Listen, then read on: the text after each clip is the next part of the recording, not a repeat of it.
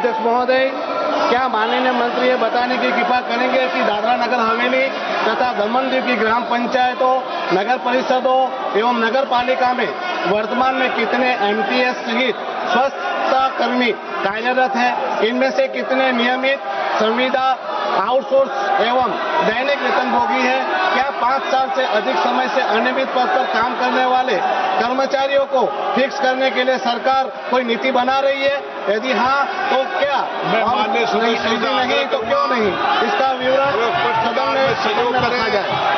प्रश्नकाल के बाद आपको उचित नियम प्रक्रियाओं के तहत सभी मुद्दों पर चर्चा करने का अवसर दिया जाएगा। सदन की कार्रवाई आज 12 बजे तक के लिए स्थगित की जाती है। तो सदन की कार्यवाही लोकसभा में 12 बजे तक के लिए स्थगित कर दी गई है। लोकसभा 12 बजे तक के लिए स्थगित की गई है। अब जैसा कि आसार था, जैसे कि आशंका थी, जैसे ही सदन की कार्यवाही शुरू हुई है, 12 बजे तक के लिए लोकसभा को स्थगित कर दिया गया है। आपको बताऊं कि राहुल गांधी ने स्पीकर से सदन में छात्रों पर लाठीचार्ज पर चर्चा की मांग की है। यानी कि अब कांग्रेस पार्टी ने पहले कार्यस्थगन का प्रस्ताव रखा था चढ़ावा चोरी को लेकर, और अब राहुल गांधी कह रहे हैं सदन में पहले जिस तरह छात्रों पर लाठीचार्ज हुआ उस पर चर्चा होनी चाहिए। तो लाठीचार्ज पर चर्चा की मांग कर रही है कांग्रेस पार्टी। राहुल गांधी ने सदन में यही मांग रखी है। राज्यसभा की भी कार्रवाई आपको दिखा रहे हैं। जैसे कि आसार थे, कल जो कुछ हुआ उसके बाद आशंका यही थी कि लोकसभा राज्यसभा में इस तरह का हंगामा होगा। अब सबसे बड़ा सवाल यही है, जेपी नड्डा बोल रहे हैं Rajya Sabha. Bracket G, read in section 6 bracket 3 of All India Institute of Medical Sciences Act 1956 as amended by the All India Institutes of Medical Sciences Amendment Act 2012. This House do proceed to elect in such a manner as directed by the chairman one member from amongst the members of the House to be a member of the All India Institute of Medical Sciences Bhubaneswar in the vacancy caused due to the retirement of Srimati Mamta Mohanta from the membership of Rajya Sabha on 2nd April 2026, subject to the provision of the Act. Motion moved. Those in favor will please say aye. Those against will please say no. I think the ayes have it, the ayes have it, the ayes have it. The motion is adopted. Dr. L. Murugan to move a motion for appointment of 2 members to the Joint Committee on the Constitution.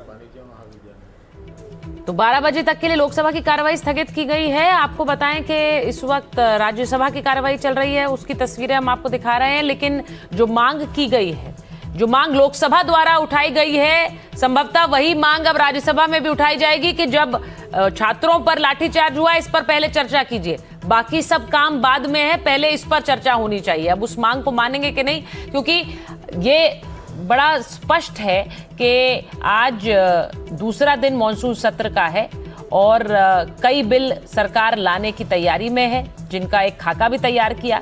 लेकिन NEET का को लेकर जो हंगामा है, जो protest है, इसी के साथ चढ़ावा चोरी का मुद्दा, चढ़ावा चोरी तो पीछे रह गया समीर जी। सबसे बड़ा मुद्दा लग रहा था, हम लोग ये चर्चा भी कर रहे थे कि जब वहां सदन की कार्रवाई शुरू होगी चढ़ावा चोरी का मुद्दा होगा। अभी इस वक्त सबसे बड़ा मुद्दा नीट और ये जो सीजेपी का प्रोटेस्ट है, वहां पर कल जो हंगामा हुआ, सब पूरा उधर चला गया।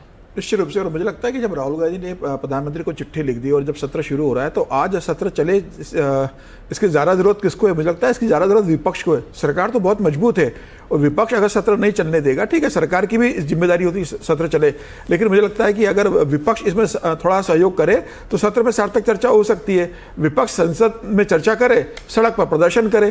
आपको मौका मिल रहा है जनता के बीच, आपको अपनी बात रखना है, आपको सरकार को घेरना है, तो आपको घेरने के लिए कहाँ मौका मिलेगा?